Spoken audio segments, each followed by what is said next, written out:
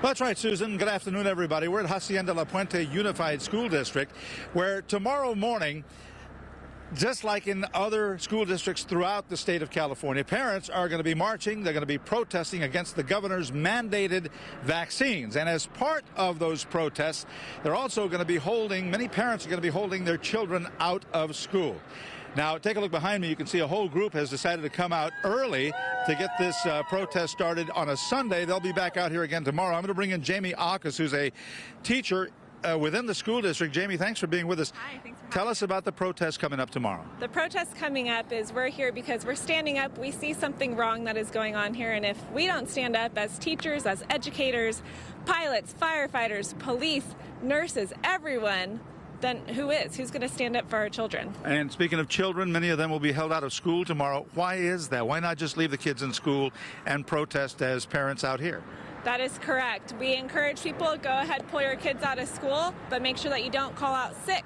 If they go ahead and say, hey, I'm protesting in place of this vaccine mandate, the school doesn't get money. You got to hurt them in the pocketbooks for them to actually start to listen to you. All right. You know, sorry, this virus, it's an equal opportunity infector.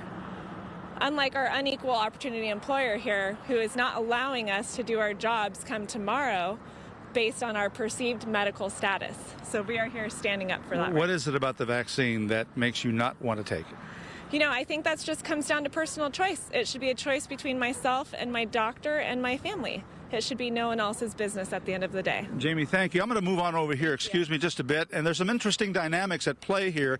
I'm going to bring in Maryland, is it? Yes, it is, Maryland. And Maryland, you sought a religious exemption, is that correct? Correct. And how did that go?